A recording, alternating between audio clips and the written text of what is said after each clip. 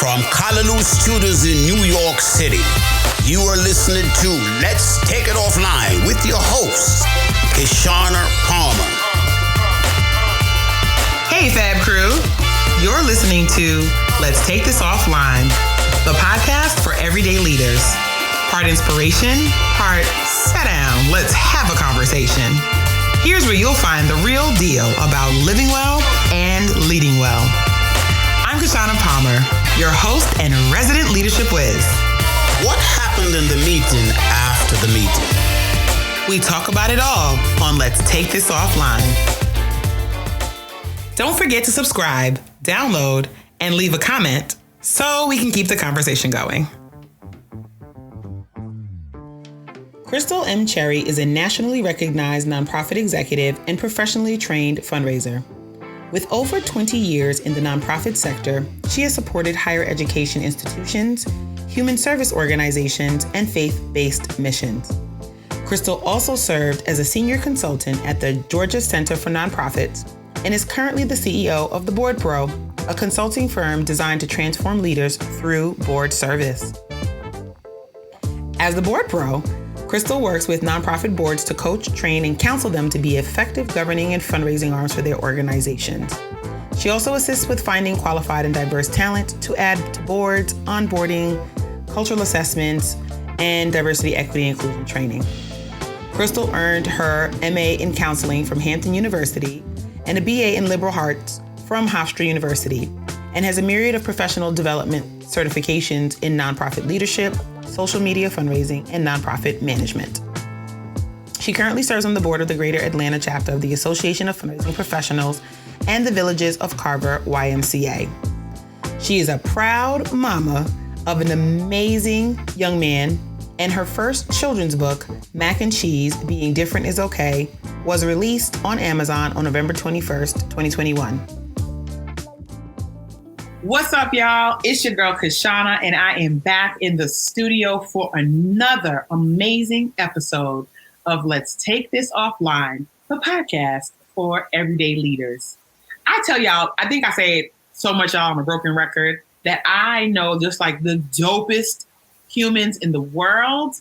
And today is a special episode because y'all have told me that you want us to talk more about being a parent, being a caregiver, and all of what goes into being a leader when you have to navigate a whole nother set where you're trying to guide these young people into being leaders. And so today's guest, Crystal Cherry, is like one of my faves in the world and has such a dope story about parenting and adoption and really thinking about leadership through that lens. And so I'm super excited to have you on today, Crystal. What's up, my friend? Hey. I'm so excited to be here. Thank you for having me. Hey, I couldn't wait. Hey. Listen, y'all, we've been trying to make this happen since the end of season 1. I just want you to know. Yes. Out here in the world doing the darn thing with the pro and snatching these boards' edges and getting them in line. Snatching them edges, girl. Snatch an edge. If your edge has not been snatched, if you did not have to visit the hair club for men, okay? Have you been to a board pro training? You have not. But Crystal, before we jump into the work stuff that you're doing, like one of the things that I love about you is just like the level of joy that you bring to every aspect of what you do. You know, like if you didn't, even before we started recording today, Crystal was like, well, how are you doing really? And I was like, and then just being able to create space for me to do that is such a joy. But you have a little person at the house, okay? I do. Okay, a little person at the house. And okay, they will drive us to drink. And is he in middle school yet? He's in middle school. He's in the 7th grade, and he's home today, by the way. Is he? Oh, so listen, friends, if y'all hear a knock on the door, and if y'all watch, pop in, okay? Because listen, Malcolm makes himself known. He is known. He does. But isn't middle school odd? I feel like when Sanai was in middle school, it was like the Wild Wild West. I really thought, like, I'm going to lose this kid to the streets. I don't know what is happening in the middle school. What are these kids learning and doing? Yes. Well, I actually had to pull him out of public school because I was going to have to blow up somebody's building. So he's in a small private school with 15 kids. Wow. So, wait, class or his school? His whole school. Holy moly. You were not playing. Wait a minute. I ain't gonna fuck man after young man. 15 kids, the whole damn school, girl. Because I was going to have to kill somebody in public school. So I was like, no. Because public school, but listen, public school sometimes will have you like just tight, okay? Like I'm a product of public school, and you grew up in New York, right? New York, that's right. Did you go to public school in New York City? I did. So you already know it's the Wild Wild West. Forget it. Okay, every man and woman and them's for themselves. Okay, that's right. It's just it. So you pulled him out of public school and you had to put him into private school. So how's he doing? He's doing fabulous. He's doing wonderful. But they were trying to put him in special ed. He was diagnosed ADHD. We had him on medication. We had him all of that stuff. Oh. And it was craziness. And I just decided, okay, wait a minute. Stop the bus. Somebody's got to get off. And I think it's me. So I pulled him out and I found this real small private school, these 2 retired teachers who are old school, but who love our babies. Yeah. And who talk to them about character development and integrity and good home grooming and all the things that we know we want for our kids. And they teach them about life skills. Like my child is cooking and he sweeps the floor, he puts out the trash, he does all they have to do to keep that school. Yes, it's wonderful. It's so good. Listen, you're like, what does he know how to cook? Because I know, because the Queen Asia is about this ramen. She does the breakfast food. She does spaghetti. So this morning he scrambled me some eggs and made me pizza toast. And you're like, yeah, it's pizza bread he made with scrambled eggs and juice. Oh, listen, I was in your house. I know these meals very well. My breakfast this morning was Vienna sausage, which is still a delicacy in my house. It's a throwback from when I didn't know we didn't have no money growing up some days, okay? So we ate the bully beef, which is corned beef for y'all who are not West Indian, and we ate the Vienna sausage. I like mine cooked. And so tonight this morning, she bust out a whole waffle and a Vienna sausage. I was feeling, and she gave me, I'm going to show y'all because I still have it on the table. And she even gave me a little protein because she said, Mommy, I don't know if it has enough protein. Oh. If I gave you half. That's necessary. Okay. Listen, that's how they get to you. So you are raising, and what a handsome young man, and a gorgeous, bright, just a happy kid. So, but your story doesn't start here in middle school. Because a lot of times we talk about our kids in passing, like they are a part of the story. Yes. But he opened up a whole new season and a whole new chapter of your life. And I want to get to the beginning of that chapter. Yes. Talk to me about how this little gem came to be. I want to know. So let's see. When I turned 40, I started thinking about whether or not I wanted to be a parent because the male thing wasn't working out so well. I looked around at a couple of the guys I was dating and I was like, no, not him. No. So I didn't see anybody in my life who I wanted to have lifelong ties with. And so I started thinking about adoption and I was like, I'm going to do this. Well, anyway, my career was moving pretty well. I had just gotten this big job at Spelman here in Atlanta. I moved down from DC back to Atlanta. So I was like, okay, let me put it on hold for a second. Let me see how the career thing works out. Maybe I'll meet my Mr. Right. Well, anyway, at 45, I looked around again at some of the Negroes I was dealing with, and I was like, still no go. And I tried. I looked at each one of them. I was like, okay, well, he's kind of tall, he's kind of cute, and I was like, no, I can't do Bobo as a daddy. So I was like, you know what, we're gonna have to do something else. So I decided that was the year that I was going to go ahead and make this adoption thing work. So I started doing research. I didn't tell anybody what I was doing. I started doing research and trying to figure out what I was going to do, how I was going to do it, and so on and so forth. But what I did decide and what I knew early on was that I wanted a boy. And in my mind, the whole reason, part of it was selfish. I wanted to be a parent. But the other part was I looked around at some of the young men that I had in my life and some of the men that I saw growing up in our community and the boys that my girlfriends had. And I saw how they were struggling for lots of different reasons. So in my mind, it probably doesn't make sense, but in my crazy mind, I thought, it makes sense. In addition to being a parent, that's what I want to do. My raising a boy, and maybe this is presumptuous of me, that I could raise a boy that would grow up to be a wonderful father and or husband for another sister. And so in my mind, I was thinking, this is my way to leave my legacy and to give back to my community, to give back to my sisterhood. And if I can do that, if I can accomplish that and make someone else's life happy, then I've done a great job. Now, it may be all very, very zealous and lofty, and he may grow up to be, a criminal. I don't know. But I'm doing my damnedest to try to get You're like, but I'm doing everything I can to give this little Blexican a life of because he's biracial, Black and Mexican, so I call him a Blexican, to try to give him a good life and a good solid foundation so that he can grow up and do something wonderful in our community, to give back to our people, to give back to a sister by being a wonderful wife, and to be a good father. And so that's kind of how I had it all thought out. No. That is like so awesomely well thought out, though. And you did that without talking to a soul, not even your sister. Yeah, because I just had to come. It took me a long time to finally get up the nerve to finally do this. I knew only one family member who had adopted. Other than that, I knew nothing about it.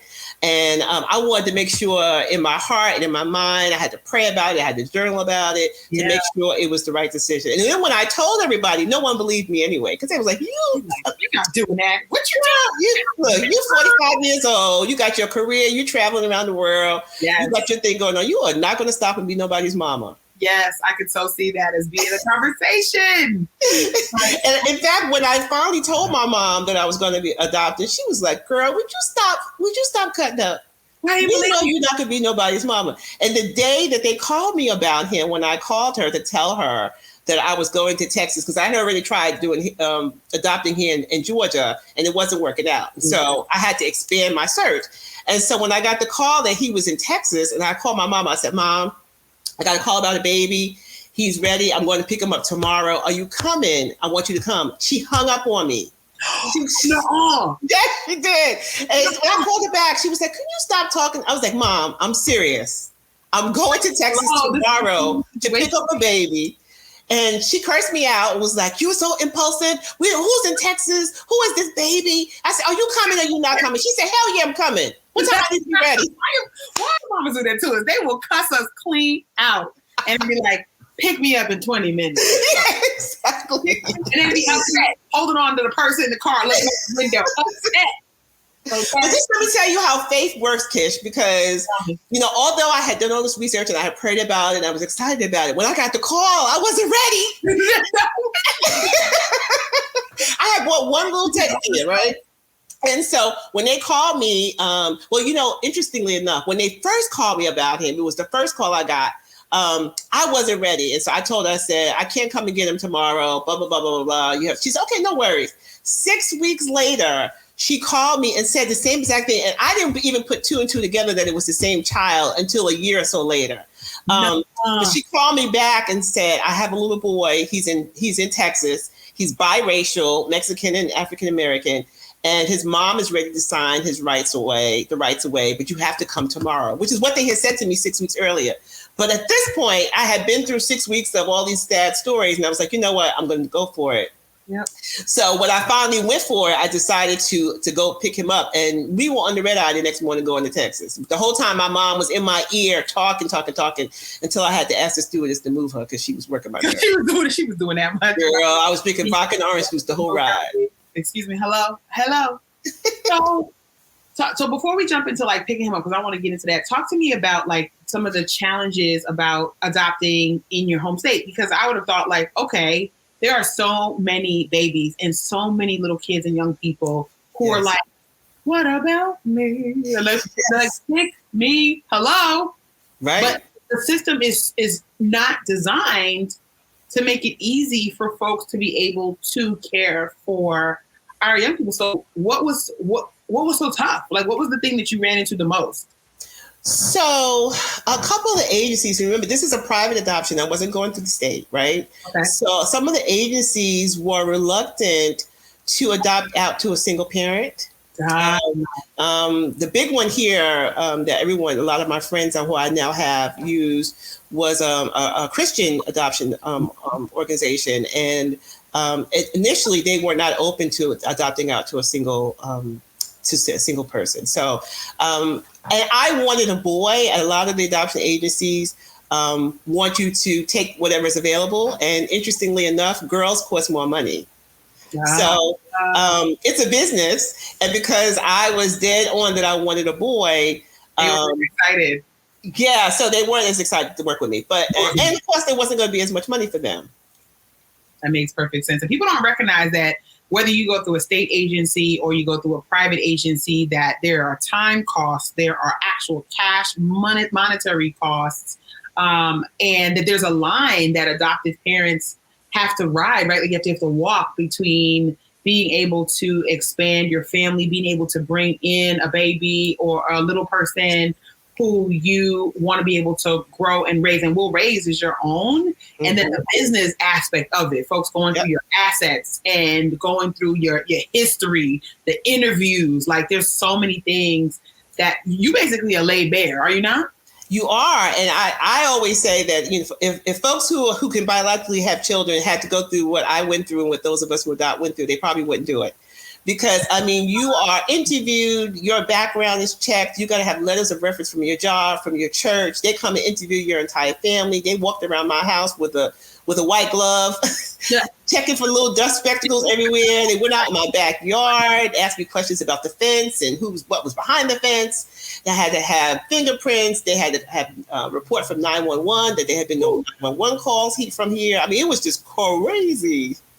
I really do wish sometimes that people would go through that level before they had. Yes, together. A lot of people would not qualify. Hello, talk about population control. They would not qualify. They would not qualify.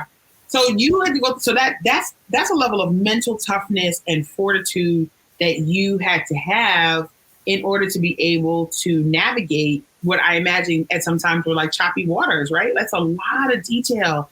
And a lot of information that you have to be willing to, so you really gotta want to do that. Okay, you gotta want to do that. Yes. So now you get on this red eye, you move your mama's seat. Why you making her? She was working my nerves, girl. All the nerves worked. So you get to Texas, and then what?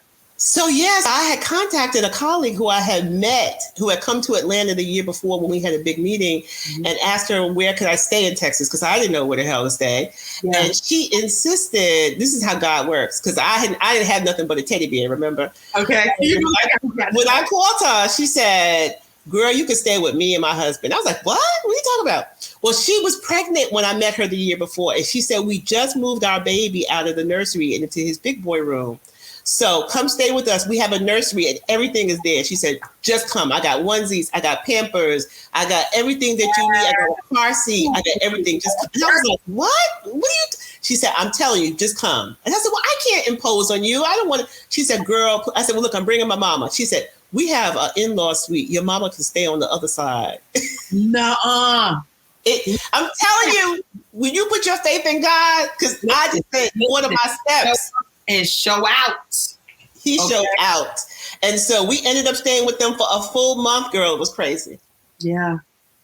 That's so wow. So then you got to have that support. Yes. To be able to have that transitional time. Oh, it was awesome. Into that. Oh, so. Yes. And so that woman is now one of my best friends, and she's also a member of F3. But she, so to be able to stay with her and her family, because a lot of friends who I knew who were adopting, who adopted out of state, during this whole time of transition, had to stay in a hotel while they were waiting to get the baby and get permission and all that kind of stuff. So the fact that I was able to stay in a beautiful house with a nursery and, you know, I could put my baby in this nice little tub as opposed to being in a hotel. Yes. So Yes. So tell me how life changed for you once you came back home, because you were in a, you know, had a thriving career, you know, career fundraising professionals, which means that our lives are about being in front of people and talking to folks and going to close the next thing, moving and shaking. Like you just have to be on the move all the time. And now you got your little baby. Yes. Well, you know, I went into go mode. You know, thankfully I talked my mom into moving here from Virginia Beach, and she traveled me. So when I went back to work, because I was traveling, I was a national director for the United Negro Conference. So I traveled around the country to 27 different offices to help train our other directors of development in those offices. Yeah. And I took the baby with me. Okay. The first year, my mama traveled with me. We had our whole little team going. And my boss, who was mad cool, he would pay for an extra room for my mom. I paid for her travel, but he would pay for an extra room for my mom. And when I had to go to my meetings, I would just knock on the door, hand her the baby. Like, thank you. Go to my meetings and then come back. But that whole travel piece, because travel is not friendly for infants. But we had that whole thing. Here's the shoe, here's the bag, here's the backpack, when we be in the airport, taking our shoes off, we had the whole thing down pat. I took like 30 trips that year. So my child, before he was 1 year old, had been to Cali, had been to New York, had been to Vegas, had been to New Orleans. And he was a sleeper. So he slept on the plane. And it wasn't until he became a toddler that it became a problem. Right. Because then he didn't want to sit still and he was, being a pain. And do all the things. So how did that affect like your social life? How did it affect your work life as he continued to grow? Like, what were some of the things that were like unexpected in how you were moving in your career trajectory and how you expected to kind of like, like how you operate? Because you are an accomplished single woman for the large part of your adult life. And then you willingly thrust yourself into parenthood. Yeah, and it's, some days you think, oh my God, I did this to myself, right? I didn't just get pregnant. I made a conscious decision to be a mom. But it was definitely a transition because, I was used to being able to just do me. I remember the first time I left him somewhere. I left him in the car when I went to the post office. I was standing in line in the post office and just standing there kind of just listening to music. And then I realized, oh my God, I got a baby in the car. I totally forgot. And the first time I locked him in the car coming out of Walmart. So all of that was an adjustment. And then just not being able to get up and go get some bread without having to worry about bringing the baby with you. Bring the baby dress. Do you have enough? Is it close to nap time, etc.? So how? But you know what, Kish? It was so. I never look back. My mom says to me, we laughed about you and we didn't think you were going to be ready. But I went into straight mommy mode, and he became my priority shifted. And everything that was important to me was no longer important to me. I wasn't in the jewelry section at Target. I was in the baby section at Target. Yeah. And it's a natural thing, that whole mother thing kicks in. So. And so you said your priorities change. And I think that's the thing that a lot of times when we think about parenting and we think about caregiving in general, like there's some of us who are not parents, but now we are caregiving either for our parents or for nieces and nephews. But in adoption, a little bit different because you have the questions. The questions never end. Like I think folks do not ask me how I was born and came to be. They do not ask. They don't ask questions about that. They don't hear her mom. You look just alike. But folks have ongoing curiosities and judgments and preconceived notions about your decision to adopt and become a mom. But you said your priorities changed. And so when you think about your priorities, what are some of the lessons, the early in lessons that you had to be like, oh, okay, man. All right. Let me get it together. What am I doing? All right. I'm right. What do you think some of the things that you had to kind of gather yourself in your sort of early years? And as you're growing, now as he's growing, oh my gosh. Now, before you know, the boys will be gone and into college. Well, the first thing I had to do was to prepare. So because I knew I was 45 years old adopting a baby by myself, right? And so I had to think about what would happen to him should I have an early demise, right? And so I had to sit down with my family and have that talk and just say, listen, if I'm going to do this, I need to know that this baby is going to be taken care of if something happens to me. He's already been gifted away once. I would hate for that to happen again. And so I had to have some really serious conversations with my family. And one of my sisters and her husband stepped up and said that they would be willing, should anything happen to me, to take him and raise him. And so we had to do that whole thing. I had to give them all the information about my life insurance and how I wanted him to be raised and, how I wanted him to be disciplined and whether I wanted him in private school or public school. We had to have that conversation. And I revisit that conversation with them every couple of years to make sure nothing has changed. So you're constantly thinking about how am I preparing for this kid? And then, of course, because he was adopted, I want to make sure that he never feels like he's been deserted again. So that's definitely one of them things. And then, I contacted all the brothers in my life and said, look at here. Let me explain something to you, okay? I don't know how to teach this boy how to be a man. So I'm going to need y'all to step in and step up. And I got 3 or 4 commitments from some guys who said, we'll be there for you. One in particular who ended up becoming what I'm calling Malcolm's dad, who I lost last year in 2020. But he was there when I came home from the airport with Malcolm. He was there with the gripe water at 3 o'clock in the morning when the kid had the hiccups. He was there when I was ready to throw his little ass out the window. And I was like, I don't want to be no mother no more. Like I said, that's so, and then the last thing I did was I found a support group. So I was, God is so good. I found a support group of African-American women, of women who were in their 40s and 50s, just like me, who all had adopted.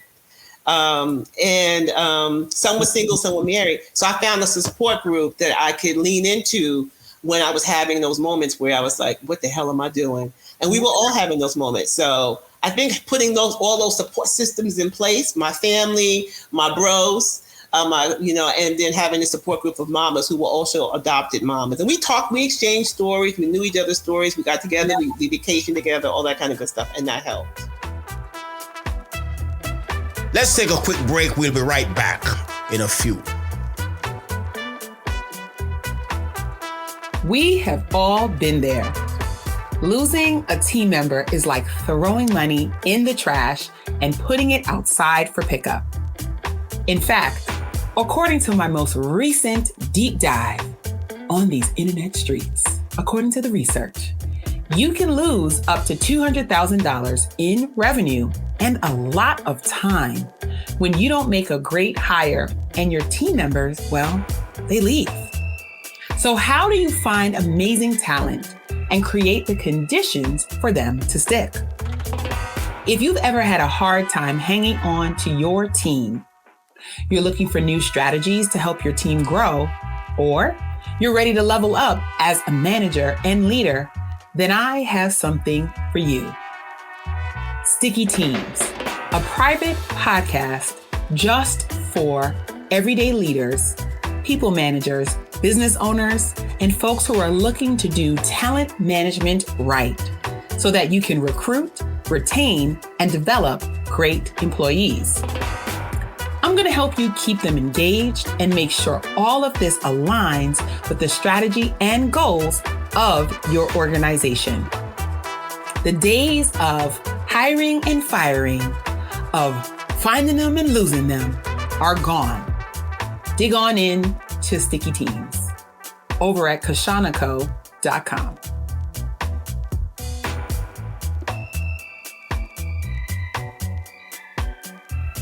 Don't forget to subscribe, download, and leave a comment so we can keep the conversation going. Now, let's head back to Let's Take This Offline.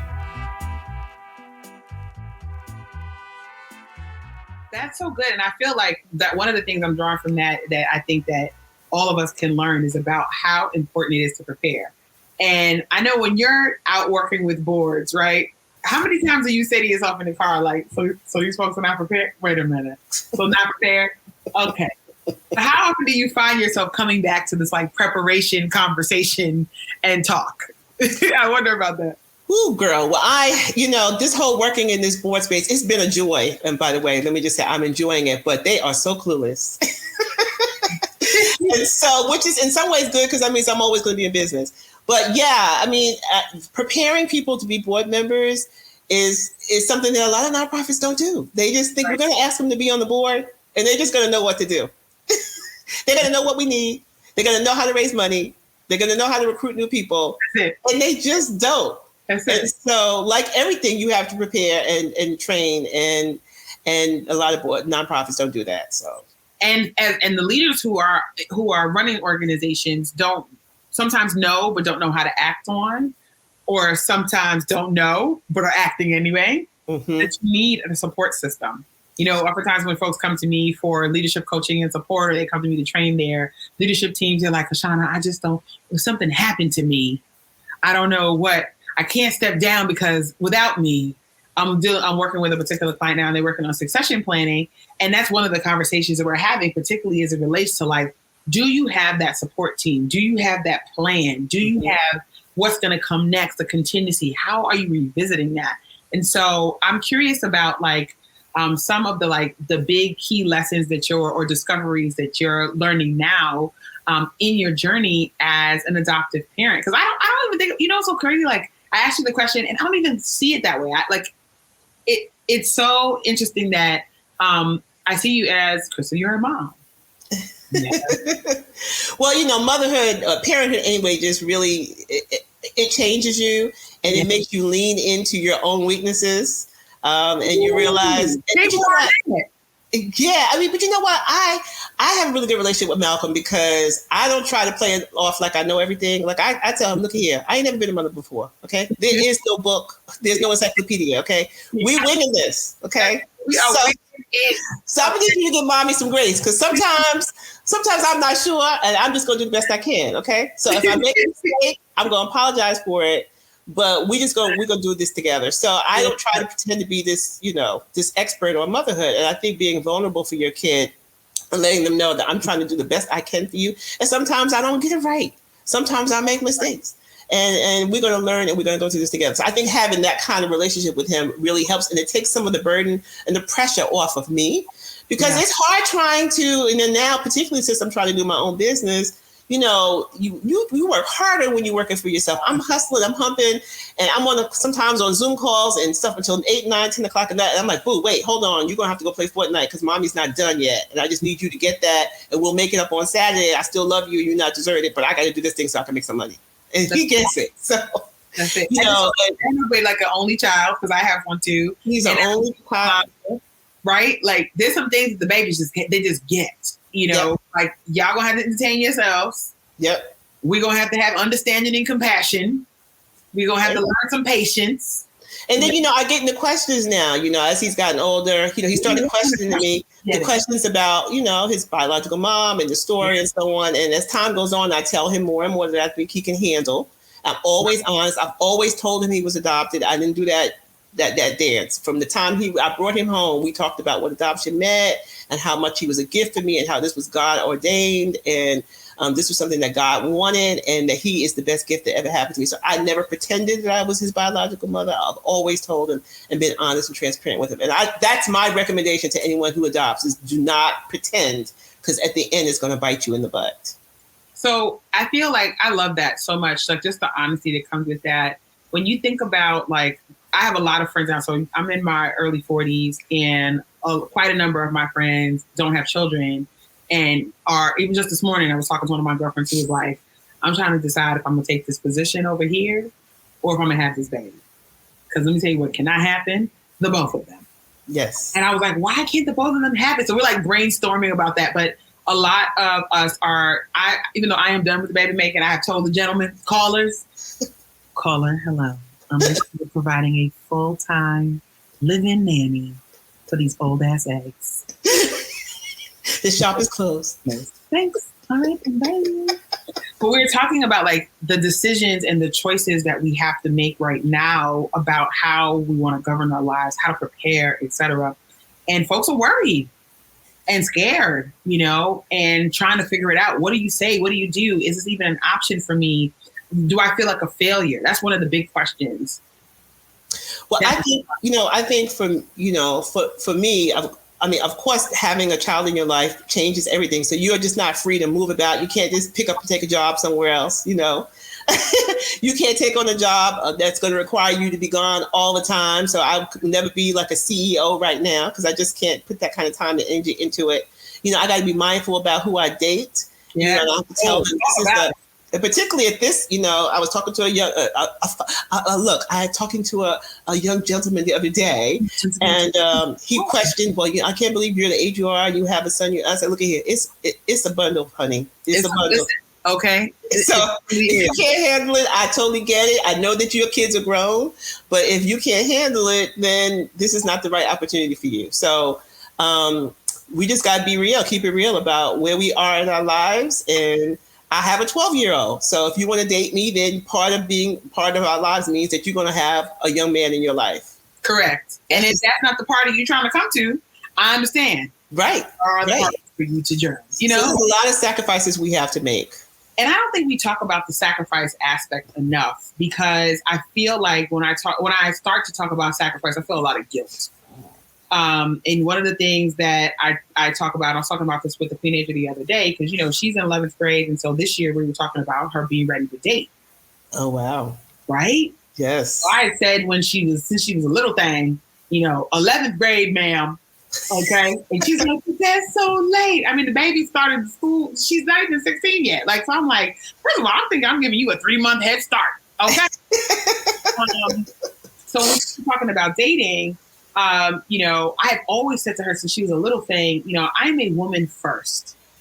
I did not sign up for the life of solo mamahood. We are where we are on this adventure, so we're going to make the best of it, which means that your mama might be in these streets from time to time.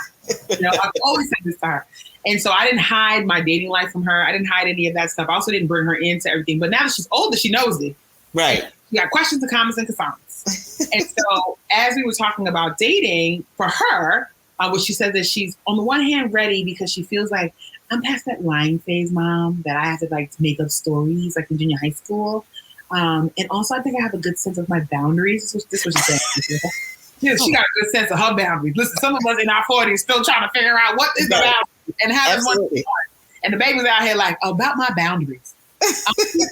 But on the other hand, I think no, because I don't really want to be attached to anyone. I just want to focus on my sports and my schoolwork and enjoying high school, because high school I feel robbed. Oh my God, I love it. So then she turns it on me. Well, what about you, Mom? This is how I ended up going on my quest to date this summer. But what about you, Mom? I just feel like you're dating your work. Yes. I don't know if that's healthy. I'm going to be going to college in 2 years. Like, what are you going to do? Yes. I have questions and curiosities, and I've had to try to explain to her, there's certain rules of the rules of engagement that you and I have to operate because we have you, child. Right. One of the things that advice that has been given, and particularly because of the age that I'm at, is that, we do still have to, even though our kids are definitely our priorities, we do still have to prioritize ourselves. Yes. And my mama said, look here, okay, you in the latter years, you better get it in. Hey.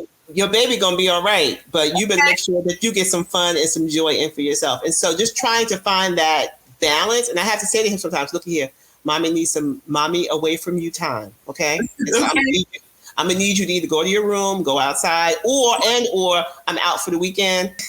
I'll see you in a couple days. But I think you do have to prioritize, because if not, you'll go bonkers. You go bonkers. And there's an expectation that we're supposed to manage all these things fluidly. You are growing your practice. Yes. You have a beautiful community that you're building that I'm a part of, F3. Yes. Which I want you to talk about briefly. And, you are like a whole fly ass woman doing things in the world. Okay. And so it's a lot for us to show up powerfully in each of those areas. So what are some of the things that you find yourself drawing from those early days of preparation and planning and anticipation and just going for it, that you got to go back to now as you are preparing him for, right? Because he's pre-adolescent. He's going into once he gets to the teenagers, child, listen, all right. Yes. And you're entering your next season of your life. So what are some of the things that you're thinking about now as it relates to where you're going and where you're headed? Yeah, so he and I have been having a conversation, because I told him that I've always wanted to live in another country. And that when, and so we're really, really toying with that. When I turn 60, which will be in just a few years, he'll be 15, that we might pick up and move somewhere else. And he's all in. So we are researching now some places and trying to figure out what that looks like. And we're both ready for something different and something new. And because I keep telling him this world is global, it's not just Atlanta. Yeah. And I want you to see the world as such. And there's so many different people and customs and backgrounds, and who eat different and who have music and all kinds of things. And so we're going to go out and live the world a little bit, I think. First of all, you're like, when I turn 60, I'm like, do it today. Because that's one of the things, and it's selfish, because one of the things that I remember when I first got divorced, I had an opportunity to go lead an organization over in Ireland. I had two, one in Ireland, one in Jamaica. And for both of those development roles, I was shook. Talk about shook ones, okay? My parents were not retired yet. Yes. I didn't know where I was coming and going. I was like, who's going to sell the house? What's going to happen with the baby? What's childcare? I should have just packed that darn baby up and go. Yeah. And what's interesting is, I don't know if it's not a new movement for sure, but it definitely has more visibility now. about so many moms who are, there's a Facebook group I'm in called Wandering Moms, who are leaving the U.S. and are moving to other countries and are trying to they are doing life differently, being full-on professionals, great parents, having their children be citizens of the world. Yes. So that they, to your point, there's more than the city that they're from. And there's so much to learn. And I just see a lot of moms just taking it back. Right. You know? So right now it's all about, paying off debt, which I'm almost done with, still putting away money for this boy to go to college, but also putting money so that when we're ready to make our move in 3 or 4 years, hopefully I will have built my business up. I'm going to spend some energy building my business up over the next couple of years, and I'll be ready to bounce out. So we've been talking about the future and what that looks like. So I love that. And he's excited and on board. He is. And I mean, look at you preparing again. Look, y'all see a theme with Crystal. Crystal is, listen, she's not doing stuff if she's not prepared. Okay, she might not talk about what she's doing, but the preparation is occurring. So if y'all are noodling on a big idea and you're noodling on taking a big step, a big leap, here's an example of a really, really, really dope woman who has done that a time or 2 or 3 and is considering it again, like this, a next big leap. For you. So speaking of big leaps, when you decided to start the Board Pro and just say, you know what, here's where I'm going to focus in, and here's where I see there's a challenge in the market. Why boards, and why this particular lane of focus? Because it's very specific, and very much needed. Yeah. So after I decided, okay, I'm done with the fundraising thing. I'm over it. I'm burnt out. I need to change lanes. But I didn't necessarily want to leave the nonprofit space. So I was trying to figure out, where could I fit in? Where can I make an impact? How can I monetize this? I just kept thinking about all those board meetings that I sat in where there was just no energy. People seemed apathetic. The CEO was in there lying and telling some big rosy story. Board members didn't know how to read budgets. They were just rubber stamping reports. I mean, it was just bad. And I just started thinking, that's the area. If I could start at the top of the organization where they're making decisions, maybe it can permeate down and help us fundraisers down to the next level. If we have folks who really understand what fundraising is, and what's entailed in fundraising and what's required in order for us to steward donors, all the things that we know, if I can start at the top and maybe provide some training there, then the folks, and again, here's me thinking how I can maybe have an impact somewhere that's going to help. You're always thinking of impact. You're like, what is the impact that I need to have? Yes, because I'm thinking about, and then in a way for me to have not only can I enjoy this work, but again, maybe help leave a legacy for an organization, right? So that if I can help train those at the top to be good leaders, and about this, right? Make good decisions, that it will permeate down. The staff will have better leadership, and they'll be able to fulfill their missions. So I just want to focus in on something you said, though, because I don't want people to miss it. It's okay to build something that you get to leave a legacy that also has widespread impact.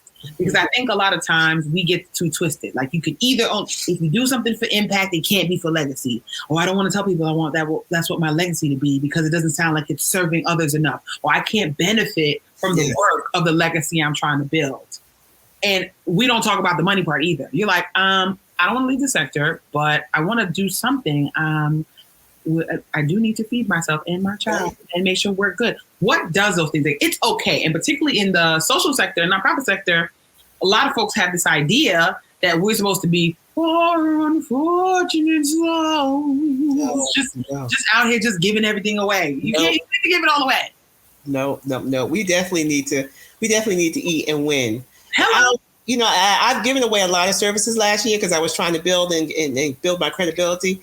But I'm like you now. You're going to have to pay me for every brain cell I got, anything I can contribute, anything that's going to make it better. It's going to cost you something. That's just the way it goes. So, but, at the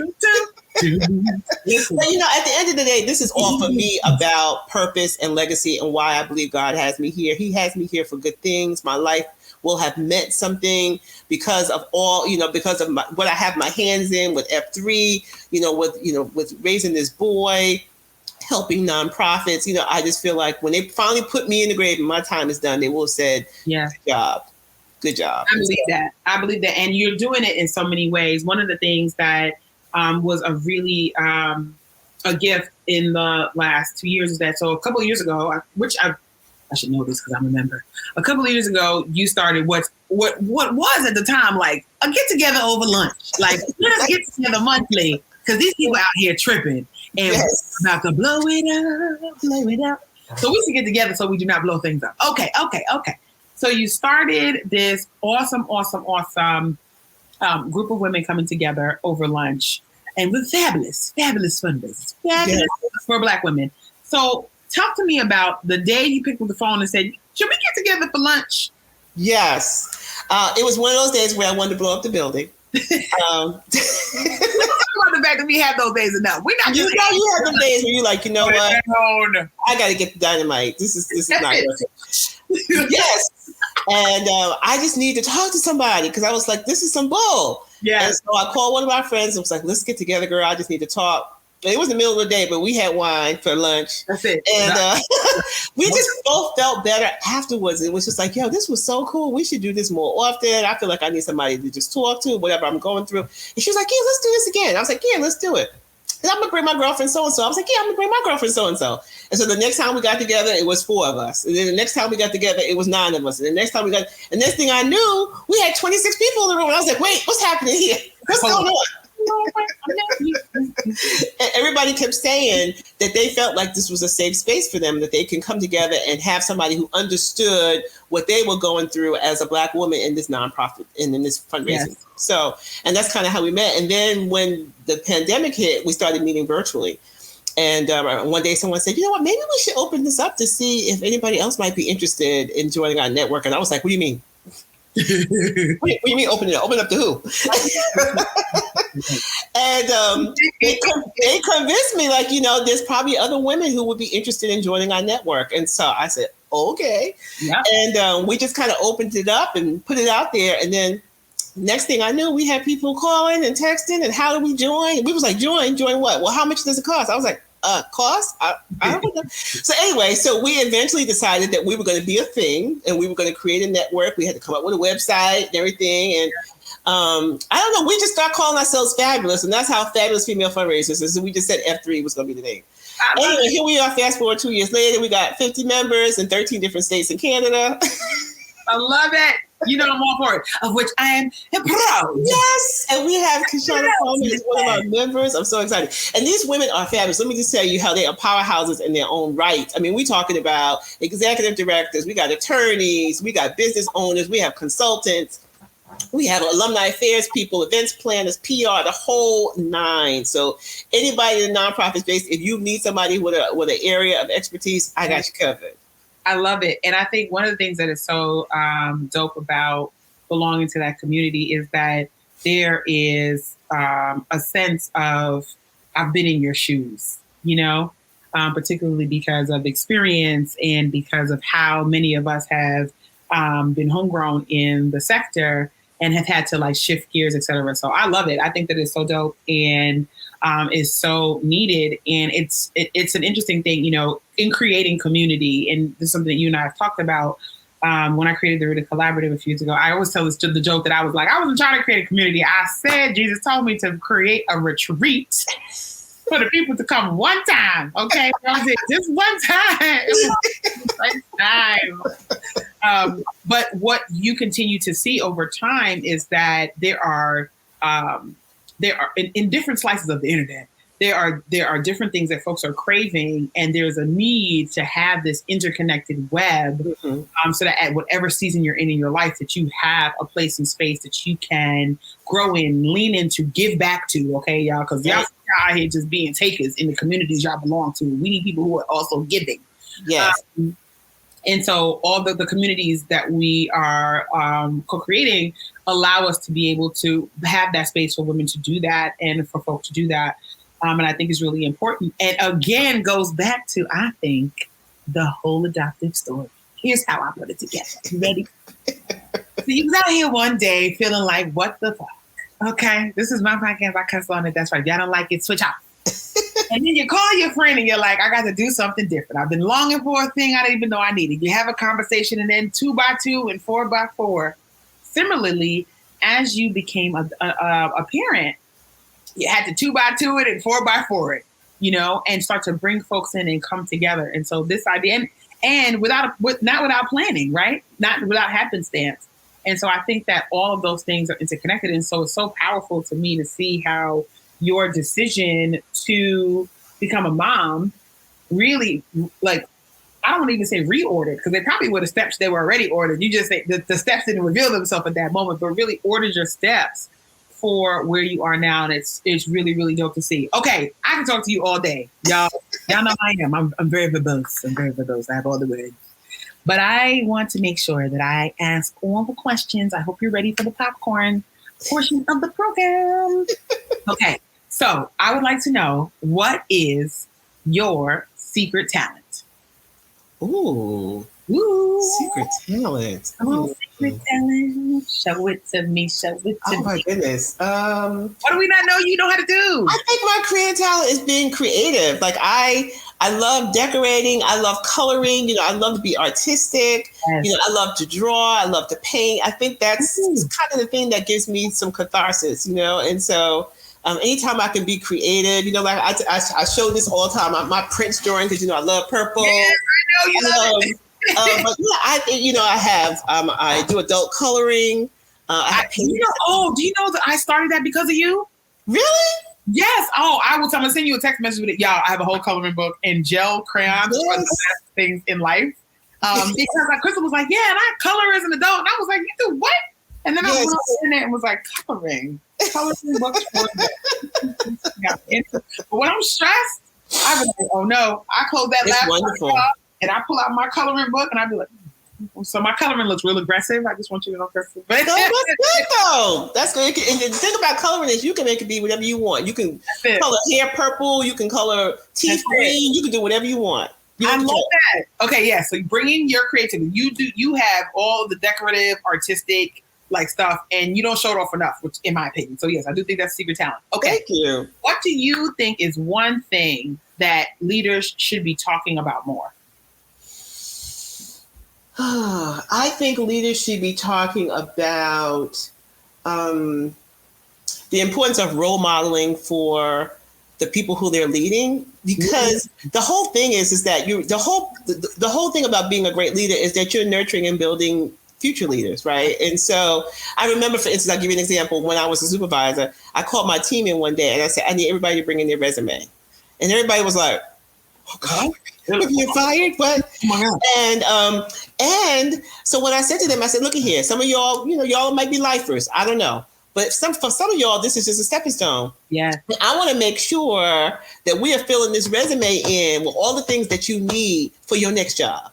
So if you're a marketing person, do you need professional development? Have you gone to any trainings or anything lately? Let's look at this resume to see where we need to fill in some gaps, And so they were all looking at me like, and I was like, my job is to make you a leader so that when you leave here, you can take everything that you learned under my tutelage and under my leadership and take it back out the street and be awesome. Exactly. Don't you embarrass me in these streets. I mean it too. Yes. You're out here looking crazy, talking about, you used to work for Kashana and you don't have the right skills. You're not on point. Your stuff is not sharp. Mm-hmm. It's a reflection on you. Yes. Exactly right. Call me selfish. Okay, I don't care, but we're going to make sure that you're getting this work. I love that. Because you do that for people, Kashana, and they will be loyal and they will follow you. And they will be on your team and work hard for you if they know that you have their best interest at heart. Even to this day, I remember I was leading a webinar a few weeks ago for a conference, and I had somebody who I worked with, I promise you 10 years ago, that I had lost touch with, this particular team member, who in the comments was like, Kish, I hope you remember me from da-da-da-da-da. Oh my gosh. And I was like, what's up? We connected on LinkedIn, had a whole jumped on and did a virtual coffee chat. And I still talk about you to this day about how you used to speak up. Yeah. So that impact is so, so important. Yep. Okay. If you were a sitcom character from your favorite sitcom, who do you think is most like you? Who do I think is who you most like? Or which combo? Because one of my guests recently, she was like, actually, I have a mashup of a couple of shows.